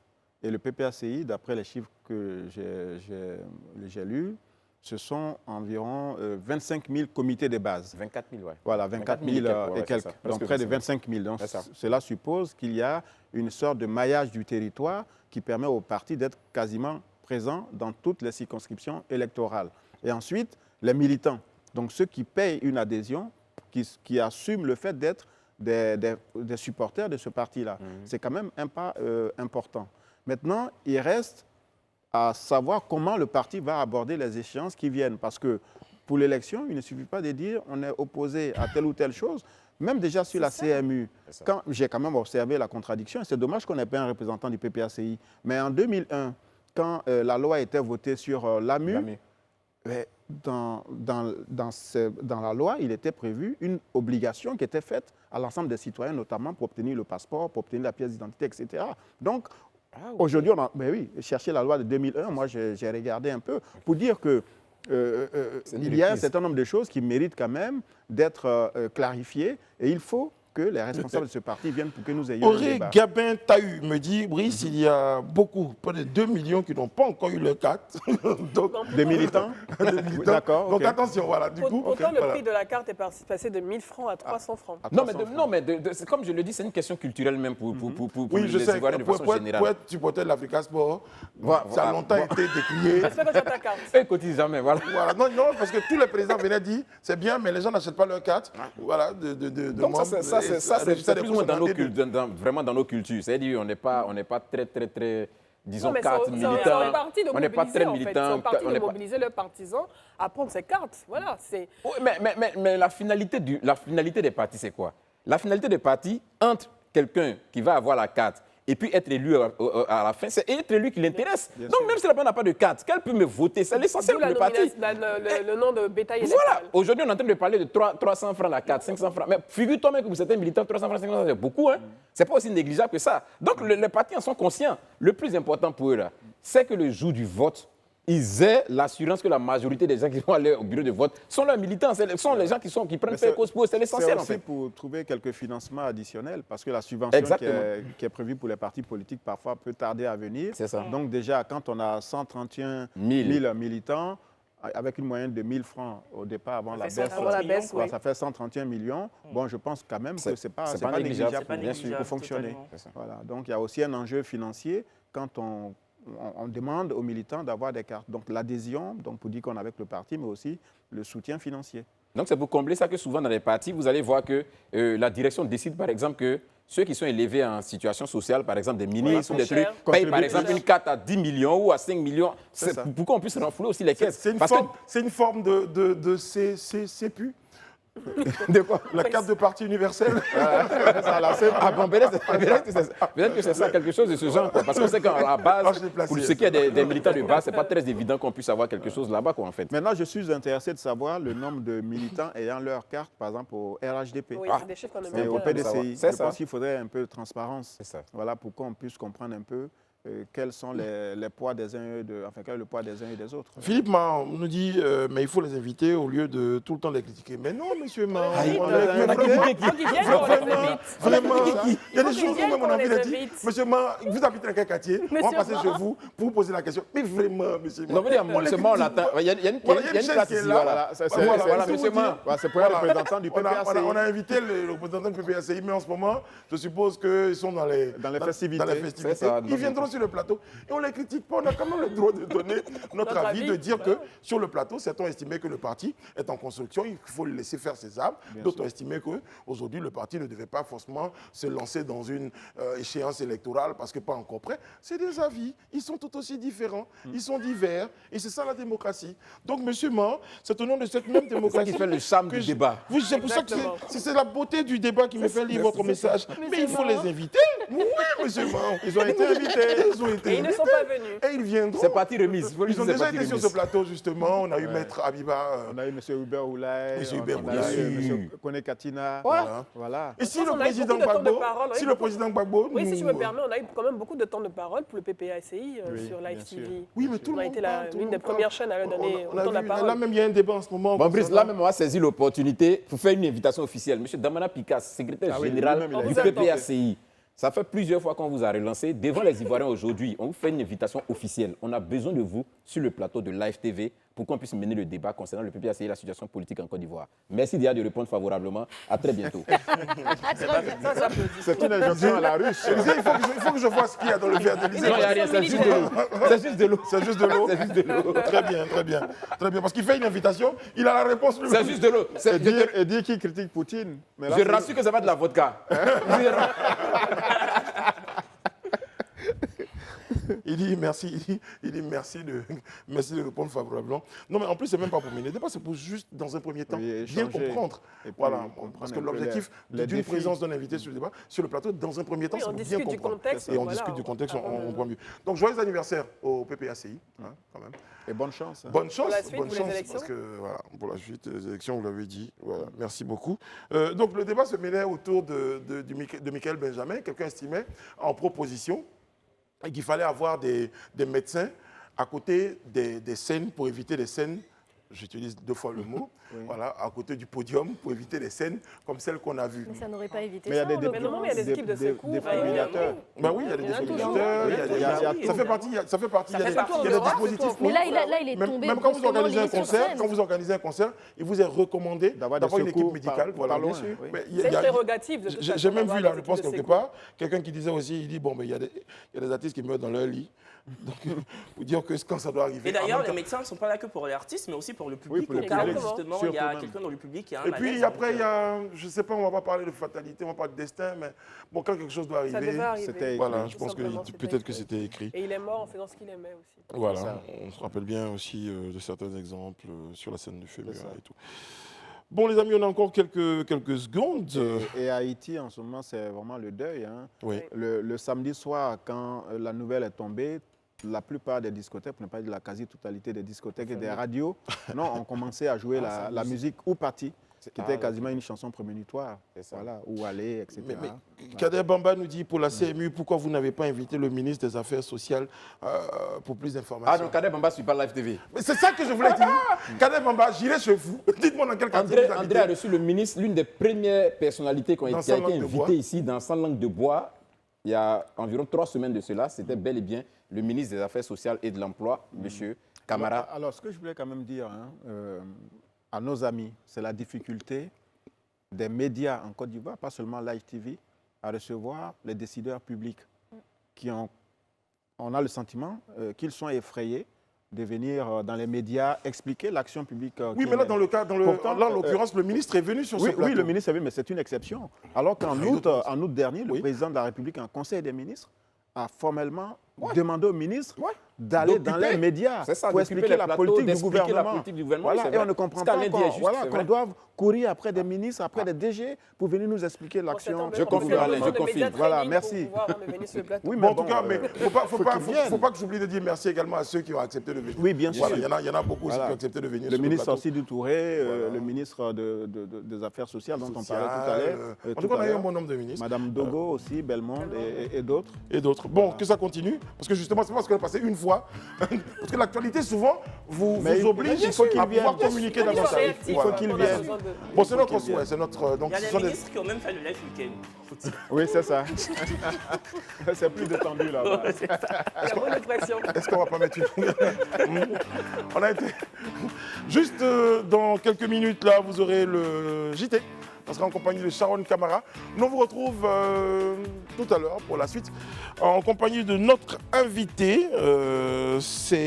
Ce soir, nous parlerons d'Anono en compagnie de M. Djorogo Nangui Sévérin. Il est chef du village d'Anono, ou de Anono, dites-le comme ça. À tout de suite.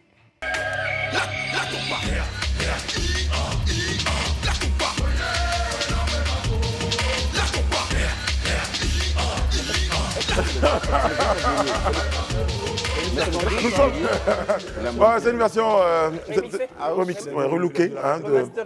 Voilà. C'est pour dire que nous sommes à Abidjan. Nous sommes à Abidjan et nous sommes à Nono. Et nous avons avec nous, en tout cas nous avons l'honneur de recevoir sur ce plateau le chef du village de Anono. Bonjour chef. Bonjour. Comment allez-vous? Ben fatigué. Hein. Fatigué. La journée était longue. J'avoue que chef, quand on préparait l'émission, on a dit vous allez recevoir le chef du village d'Anono. Moi j'étais bien content.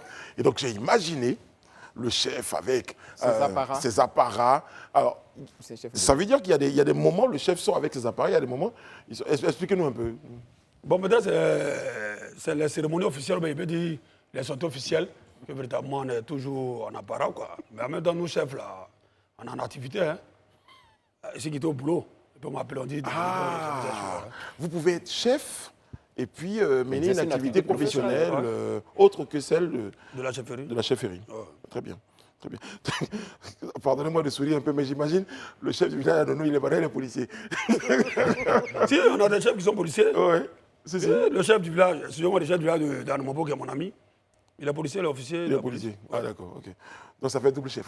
Un chef, c'est pas mal. Petit moment de sourire. Allez, Élisée. Ok, moi je suis content de se voir un chef sur le plateau parce qu'il y a une question qui me taraude l'esprit. Peut-être aujourd'hui vous allez m'éclairer. Quelle est la différence entre Ebrié et Atchan? Parce que tantôt qu'on dit Ebrié, les gens disent non, on n'est pas Ebrié, on est Atchan. C'est quoi la différence au juste? Non, Ebrié et Atchan, c'est le même peuple, mais c'est moins peut-être, je peux dire, c'est un jeu de mots. Okay. Parce que Atchan, c'est typiquement la langue elle-même. Et puis Ebrié, dans le temps ancien, ça c'est ce que nos parents nous ont expliqué. Le mot Ebrié, ça sort de choses qu'on appelle ça, les gars de Bonois, là. Abouré. Abouré. Okay. C'est les Abourés qui ont donné ce mot en disant comme ça que les hommes sales. C'est-à-dire, Ebrié veut dire les hommes sales. Ah. Parce que dans le temps, nous on était beaucoup en conflit avec les Abourés. Vous voyez, vous prenez Benjaville et Loka. C'est ça. Et Loka, vous sortez directement à Ibra. C'est ça, donc, avec le bac. Oui, avec le bac. Donc on était beaucoup avec... les Abourés, mais les guerres de positionnement. Oui, parce que les Abourés étaient même à Béjaville. On les a repoussés jusqu'à visiter à Béjaville.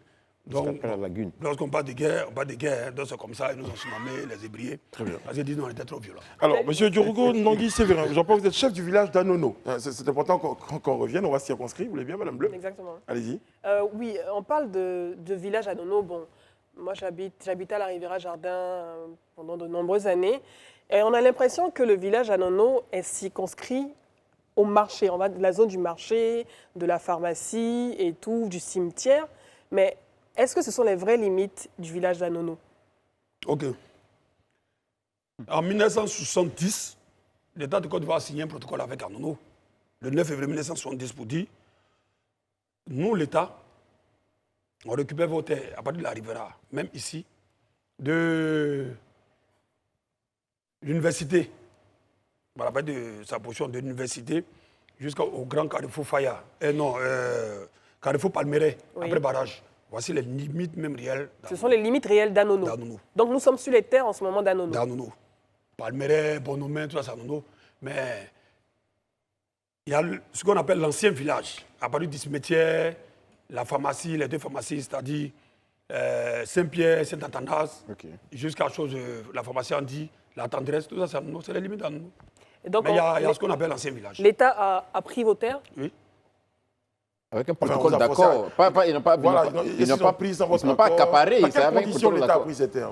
L'État, en quête du développement, c'est normal, il fallait forcément que nous soutiennions le développement en 1970. Je vous parle de 1970, le 9 février 1970.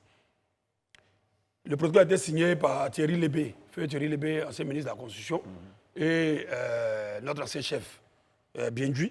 C'est eux qui ont signé le protocole. Donc l'État dit, tout ce que nous l'État, on prend dans nos, on va vous restituer 7 fois tout ce qu'on vous a pris, en nature comme en espèce. En nature comme en espèce. C'est intéressant ça. Voilà. Donc depuis 1970, qu'on produit rien.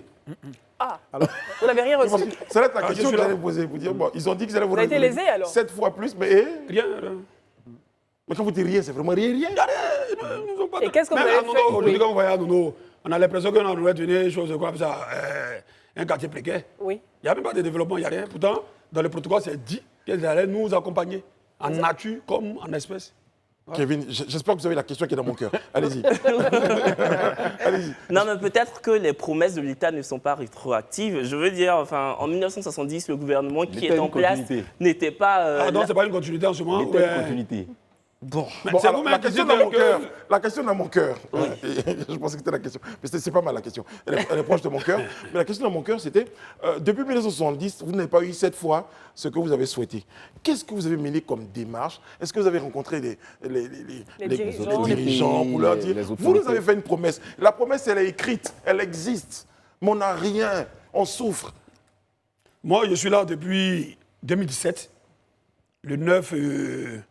Le 19 octobre 2017, que j'ai eu mon arrêté préfectoral. Dès que, officiellement, il y a eu l'arrêté, il y a écrit d'abord à l'État de Côte d'Ivoire. Pour dire, on a un protocole qui nous lie. On fait quoi? J'ai rencontré tous ceux qu'on peut rencontrer.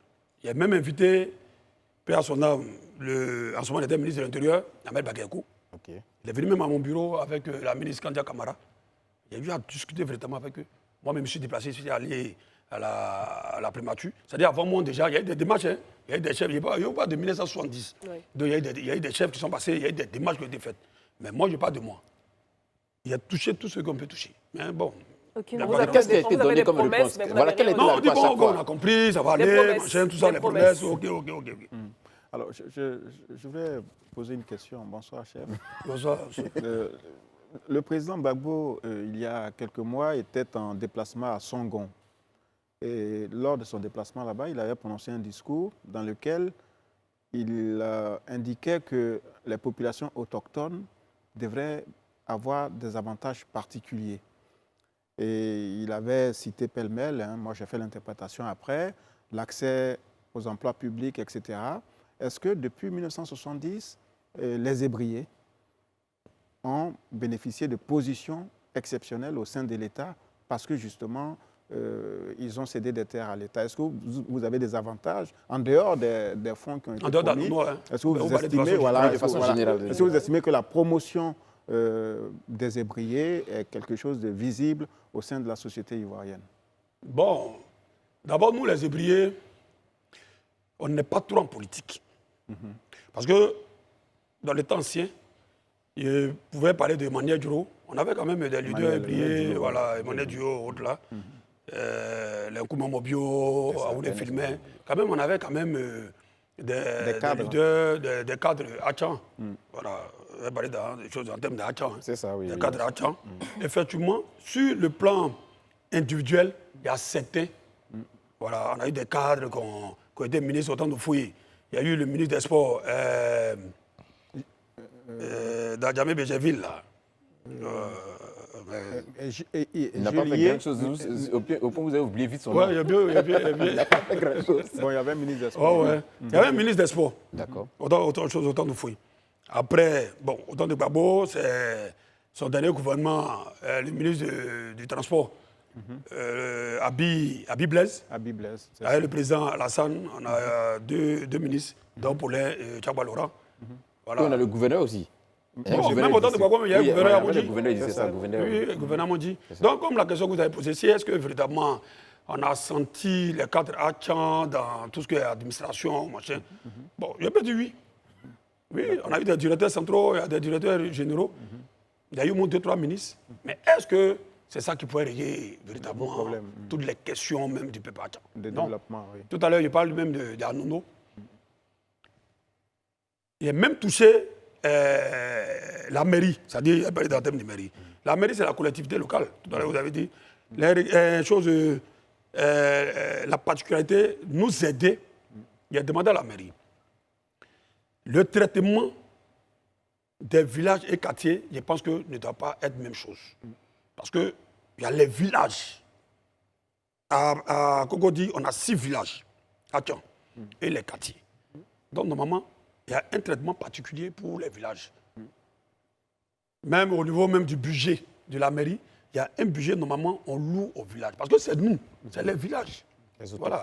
Est-ce que vous percevez quelque chose, non, de la mairie? Non, bon, c'est la même chose. Hein. La mairie, quand on parle de mairie, on parle de l'État de Côte d'Ivoire, c'est la collectivité, c'est la même chose. Je suis allé un peu plus loin. Il a demandé même à l'État. À Nono, on a cédé pratiquement toute nos terres. La Rivera 1, Rivera 2, Jardin, Manchen, tout ça, état de police, école de police, gendarmerie, le lycée hôtelier, Autobahn, Manchen, tout ça, c'est les terres. L'école de police et gendarmerie sont à Nono, sont les terres à Nono. Oui. Ok. Donc, tous ces quartiers payent ce qu'on appelle l'impôt foncier. C'est ça. Mais eux, ceux qui ont donné ces terres pour qu'il y ait un impôt là, vous là, vous gérez comment avec eux? On n'a même pas de subventions. À Nono, par exemple, il n'y a rien. C'est ce qu'on allait demander d'ailleurs. Oui, il n'y a rien, il n'y a rien. Il n'y a même pas de subventions. Moi, en tant que chef, d'abord, avec l'État de Côte d'Ivoire, on dit non, les chefs sont payés. Mais apparemment, moi, je ne suis pas payé. Mais vous fonctionnez comment? Fonds propres. Moi, j'aimerais bien comprendre, en termes de rôle et d'attribution, quelle est la différence entre la mairie et la chefferie? J'ai besoin de bien comprendre ça. Bon, la mairie, moi, je pense que c'est un partenaire parce que la mairie, c'est la collectivité locale. Nous, notre tutelle, véritablement, c'est le ministère de l'Intérieur. Il peut dire la préfecture. La préfecture, voilà. Donc, la mairie et nous, on n'est pas trop... Mais pour revenir, avant Kevin, pour revenir à la question, peut-être pour décliner la question de Rayana, aujourd'hui vous êtes le chef d'Anono, vous êtes le chef, en fait j'ai même envie de dire, vous dirigez quoi, vous régnez sur qui? Quelles sont vos prérogatives, quels sont en tant que chef, vos devoirs, vos droits auprès de vos sujets, on va dire. Présentez-nous un peu votre chefferie. Parce que vous n'avez même pas de budget pour fonctionner, vous avez du pouvoir. On n'a même pas de cadre professionnel. S'il n'y a pas d'argent. On n'a même pas de cadre professionnel. C'est-à-dire, à tout moment, regardez comment ils sont habillés. Donc vous êtes le chef de qui? Oui, je suis le chef du village d'Anono. Le village qu'on appelle Anono, je suis son chef. Lorsqu'il y a des conflits, c'est moi qui règle les conflits. C'est vous qui réglez les conflits. Oui, c'est moi qui règle les conflits. Foncier, n'importe quel conflit. En fait, vous n'êtes qu'un père de famille, quelque part. Bon, père de famille, en même temps, mais je suis un démembrement aussi de l'État. Et vous êtes aussi garant de la paix. Oui, je suis garant des us et coutumes, la tradition, et puis la paix, la cohésion sociale, l'unité. Voilà, donc je représente l'État véritablement à Nono. Mais c'est parce que l'État ne met pas tous les moyens à ma disposition pour bien les représenter. Mais l'État, est-ce que l'État a un problème avec vous? Parce que finalement... Non, en général, les villages, véritablement. Oui, mais je veux dire, justement, il y a d'autres chefs, on a l'impression qu'eux, peut-être, ont plus d'avantages, sont beaucoup mieux regardés. Et puis on a l'impression que vous êtes un peu le parent pauvre de la chefferie. Nous sommes un peu pauvres de la chefferie. Donc vous dites que vous êtes un peu délaissés, quoi. Délaissés, oui. Bon, je pense que ce que vous dites, c'est un peu ça, parce que véritablement, moi, je me plains un peu. Je me plains pourquoi? Parce qu'on n'a pas trop de soutien au niveau de l'État.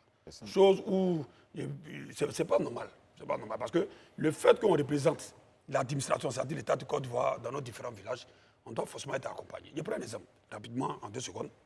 Moi, en tant que chef de famille, chef du village, on me considère comme chef de famille.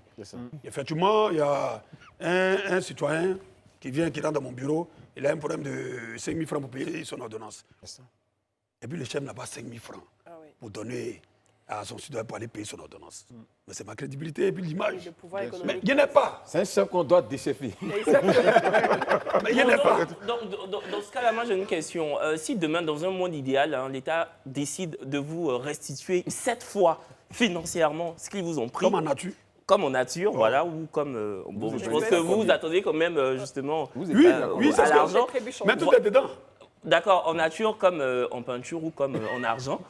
Est-ce que si vous avez justement les fonds, comment ça va se passer? Vous allez redistribuer ces fonds-là aux habitants d'Anono ou concrètement, comment vous allez... Actuellement, je construis un hôpital à Anono. Ça fait 562 millions sur fonds propres. Waouh. Oui. Mais pourquoi vous prenez cette responsabilité-là alors que vous venez de dire que vous n'en avez pas les moyens? Ma population, on fait quoi? Ils sont combien? Vous avez combien d'habitants? 40 000 personnes. 40 000 personnes. Comment vous avez réussi à mobiliser ces 500 millions? Oui, parce que quand vous dites fonds propres, alors c'est le compte personnel de... Il faut qu'on comprenne le fonds propre. Il explique. Oui, parce que vous êtes salarié. Parce que moi, vraiment, je ne suis pas salarié. Si vous avez 500 millions pour construire l'hôpital, vous êtes mon camarade. 500 millions pour construire l'hôpital. Expliquez-nous. Oui, il explique. 500 millions pour construire l'hôpital. Nous, notre chance, c'est qu'on a des magasins, on a des logements, vous voyez, depuis le temps ancien, c'est nous-mêmes qui faisons chose qu'on appelle ça le recouvrement. Okay. Voilà, donc immobilier. Ça nous permet, immobilier le commerce, tout ça. Donc, c'est ça qui nous permet quand même de se prendre en charge. Donc, vous n'êtes pas un chef si... Et puis, on a construit récemment un nouveau marché. Le marché d'annonce, c'est nous-mêmes. Vous prélevez l'impôt? Oui, non, pas impôt mais les taxes, sa globalité, mais souvent, c'est les taxes. C'est très bien. Les taxes forfaitaires. Mais qu'est-ce que vous gagnez à faire ça? De l'argent. Pour aider le village. Mais qu'est-ce que vous gagnez en retour? Ou bien c'est juste pour aider?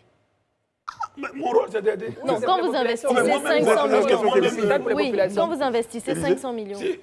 Lorsque j'ai investi ces 500 millions pour construire un hôpital, d'abord, c'est pour soigner d'abord ma population, parce qu'on a besoin de ça. D'accord. Élisée. D'accord. Moi, je vais demander au chef, c'est vrai qu'il a dit qu'il y a un protocole qui a été signé. Aujourd'hui, est-ce qu'il peut nous dire, il peut évaluer si d'aventure, comme Kevin le disait, dans le meilleur des mondes, le gouvernement décide de le faire. Et puis dit, bon, qu'est-ce que...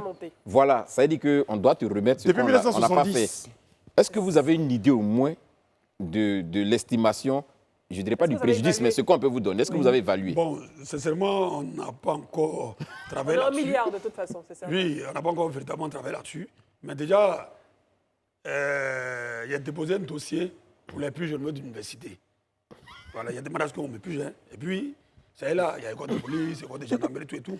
Mais il sera travaillé sur... Pour le moment, c'est l'université d'abord. Quand on finit à aller sur les autres. Ça fait 218 hectares, université. Oui, donc, il a déposé le dossier pour qu'on soit bougé. Peut-être avec ça, nous, on a besoin véritablement de construire à Nono les infrastructures surtout. Exactement. Même en dehors de choses qu'on appelle l'hôpital que nous sommes en train de construire. Le mois prochain, novembre, je dois faire pose la première pierre pour le lycée moderne d'Anono, qui fait au moins un de 100 à 150 millions. Bravo. Vous avez le pouvoir économique. Vous êtes, non, mais il y a des idées surtout. 100 à 150 millions. Okay. Alors, pourquoi, selon vous, l'État refuse-t-il de payer ou bien ne paye pas? Pourquoi l'État ne vous... Qu'est-ce qu'il donne comme argument? Voilà, ce qu'il vous doit. Quel argument vous donne quand vous réclamez les fonds? Sincèrement, moi, depuis que moi je suis là, et puis il y a eu quand même l'occasion de discuter avec eux, l'argument fort, il n'y a pas. Tout qu'on fait, bon, on a compris. On va dire ça se fera. C'est tout. Sinon, voilà. Pourquoi ils ne veulent pas nous donner ça, il ne sait pas. Parce que finalement, Kevin parlait tout à l'heure d'espèces sonnantes et trébuchantes, mais il n'y a pas que. Vous souhaitez par exemple que l'État dise par exemple, nous, on va construire des établissements, on va construire un hôpital. On va retracer les rues. Voilà. Exactement. Même à toutes les rues, c'est à l'État de le faire. L'ancien village, c'est-à-dire la rue principale, c'est depuis 1987 qui a été bitumée. Attends, quand vous rentrez à Nono, d'abord même le bâtiment officiel de l'administration de la chefferie, il n'y a même pas de bitume, de canalisation, il n'y a rien. Normalement, c'est dans le protocole. C'est pour ça que tout à l'heure vous avez parlé de nature, c'est dans le protocole. Mais il n'y a rien. Je voudrais revenir sur son intronisation, votre intronisation officielle, hein, parce que vous avez été, on va dire, intronisé, prix chef en 2017 et vous avez été intronisé en juin 2022. Officiellement, on connaît une cérémonie, si je ne me trompe pas. Et vous avez parlé du fait qu'il fallait reconstruire le tissu social parce qu'il y avait eu des tensions, énormément de tensions dans le village. Est-ce que aujourd'hui, vous considérez que tout s'est amélioré, vos concitoyens en tout cas, vos sujets ont retrouvé la paix? Et qu'est-ce qui s'était passé pour qu'il y ait cette déchirure au sein de la communauté Atchan d'Anono? Ok. D'abord, je vous dis merci pour dire, nous, nos prises de pouvoir, souvent, c'est un peu difficile. Il y a tellement de conflits. Il y a beaucoup d'intérêts aussi. Comment on devient chef? Comment on devient chef? D'abord, nous, le peuple Atchan, c'est un pouvoir générationnel. Okay. C'est par génération que nous venons au pouvoir. Donc, à tout moment, ma génération, c'est la génération Tchamba. Donc, c'est dans la génération qu'on prenne un chef. C'est-à-dire, après les consultations... Et c'est pour combien d'années? 15 ans de gestion, 15 ans de pouvoir. Okay. Donc, c'est après... 3 mandats, hein? Oui, 3 mandats. Oui, 3 mandats. Oui, attends, je viens de finir un mandat. C'est 3 mandats de république dans tout ça. Non, c'est pas dit. Non, on a une seule république. Il ne faut pas les écouter, chef. On a une seule république de 3 mandats. De 15 ans. De 15 ans. Voilà. Ne les écoutez pas, chef. Ils vous embêtent. Ils vous embêtent. Non, que vous embêtez. Non, en fait, il y a ce que vous dites. Nous, c'est une gestion générationnelle. C'est la génération qui est au pouvoir. Pas moi. C'est pas vous uniquement. C'est pas moi uniquement, pas ma personne. Mais c'est la génération. C'est au sein de la génération qu'on prenne un chef. Donc, c'est après les 15 ans. Les 15 ans, ce n'est pas moi qui vais. Mais c'est la génération qui s'en va. Voilà. Et qui part. C'est comme ça, c'est la génération qui part. Donc il doit y avoir une autre génération qui sera au pouvoir. Alors, Madame Bleu évoquait justement, normalement, c'est très organisé, cette génération arrive. Mais comment ça se fait qu'il y ait des conflits? Bon, les conflits, d'abord, il faut comprendre, hein, nous sommes, si la tête des hommes, d'abord, il y a les intérêts. Il y a les intérêts personnels, en fait, je dis les intérêts égoïstes. Nous, il y a la Constitution, la Constitution Achan, c'est-à-dire nos grands frères, les Douba, les prédécesseurs, ils ont réfléchi pour mettre, qu'on appelle ça, une Constitution en place, pour dire on a 15 ans de gestion. Mais souvent, 15 ans arrivent, on ne veut pas partir. C'est ça. Ah, ils ont voulu modifier la Constitution. Est-ce que si l'État vous alloue les fonds qu'ils vous doivent, est-ce que ça ne va pas encore renforcer cette déchirure-là? Non, normalement, ça ne va pas renforcer, seulement si on respecte ce qu'on a dit. Ce qu'on a écrit, c'est une question de respect des lois. Le respect des textes. Finalement, ça le respect des us et coutumes, traditions, textes. L'État traditionnel. Oui. D'abord, il faut respecter la tradition, parce que nous sommes les garants de la tradition. Quand tu respectes la tradition, facilement tu vas respecter les textes. Parce que nous, notre tradition, on dit, c'est par génération vient au pouvoir. La génération d'à 15 ans. Donc, il faut respecter d'abord la tradition. Et il y en a qui ont voulu tripatouiller cette constitution. Et puis, il y a certains qui disent non, on n'a qu'à donner 2 ans, on donne 2 ans. On a 15 ans. Ils ont voulu modifier la constitution. Donc, c'est ce qui fait qu'aujourd'hui, il y a plein de villages qui sont en conflit. Oui. Il y a plein de villages, c'est pas seulement nous, il y a plein de villages qui sont en conflit. Parce que nos prédécesseurs ne veulent pas partir. Bon, un peu la politique aussi, c'est géré. C'est pas une sorte de défiance finalement des ancêtres, parce que c'est des traditions qui ont été établies depuis des années. Est-ce que finalement on ne se rend pas compte que peut-être... Non, ce n'est pas pendant des années. Enfin, je vous explique. C'est la génération passée, les Douba.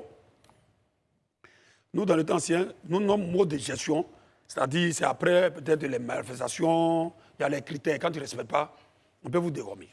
Ah ouais. Oui, si, d'abord, il faut respecter. Tu ne respectes rien, en effet. Oui, très bien. L'ancienne génération Tchaba, c'est-à-dire nous, nos 100 ans passés, ils ont fait 33 ans au pouvoir. Wow. Il y a une génération, 33 ans, oui. Il y a une génération qui a fait seulement 7 ans.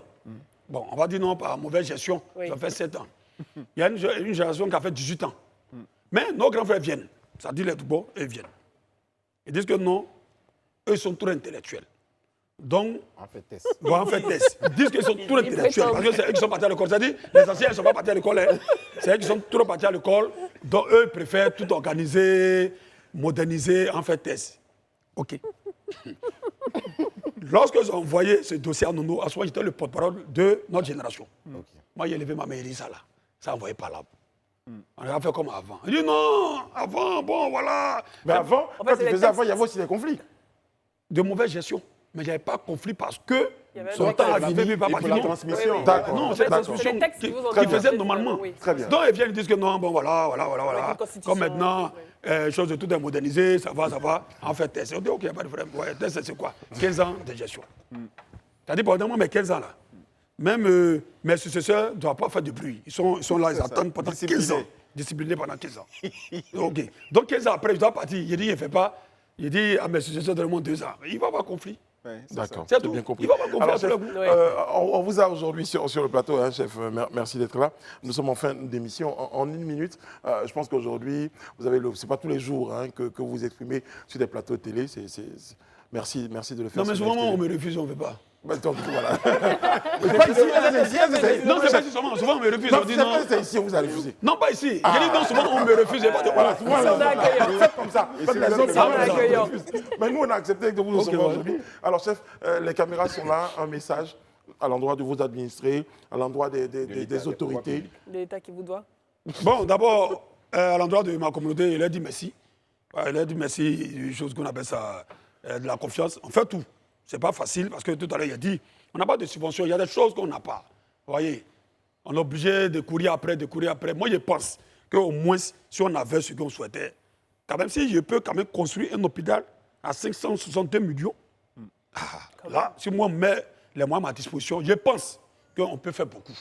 Ça, c'est clair, on peut faire beaucoup. Anono sera un pays dans le pays. Ben oui. Anono sera un village de la ville. Manhattan dans Abidjan. Oui, un village de la ville. 2, ça, c'est au niveau de ma population, mais en même temps, je m'adresse directement à chose qu'on appelle à l'administration. Aujourd'hui, tout ce qui est en train de se passer dans les villages, les conflits et tout, c'est aussi un peu la faute de l'administration. Voilà, c'est un peu la faute de l'administration. Nos préfets, nos sous-préfets, c'est un peu la faute de l'administration. Je ne peux pas accepter que. C'est vrai, on parle de nos grands frères par rapport aux 15 ans. Mais actuellement, tous les conflits dans les villages, c'est l'administration qui crée ces conflits. Pourquoi? Nous, au PIAC, nos modes de désignation des chefs, on nous dit, l'administration nous dit, c'est nos us et coutumes. Nous, administration, on entérine le choix de la population. Mais ce qu'on constate maintenant, c'est l'administration maintenant qui veut nous donner chef. Qui influence. Très bien. Okay. Mais en dehors d'influencer, c'est mieux. C'est l'administration qui s'assoit, qui donne un arrêté à quelqu'un que le village n'a pas choisi. Donc ça crée conflit à tous les coups. Et donc vous êtes ouvert au dialogue. Vous voyez, donc il interpelle l'administration pour dire de respecter seulement les us et coutumes, parce que c'est ce qu'elle dit dans eux-mêmes les protestes. S'ils respectent, tout à l'heure, il n'y a pas eu de respect. C'est tout. Sur les deux côtés. Respect, si on respecte, parce qu'il ne peut pas avoir même de conflits dans nos différents villages. Merci, chef Diorogo Nangui Sévérin. Vous êtes chef du village d'Anono. Vous étiez ce soir sur notre plateau. Ça nous a fait super plaisir de vous avoir.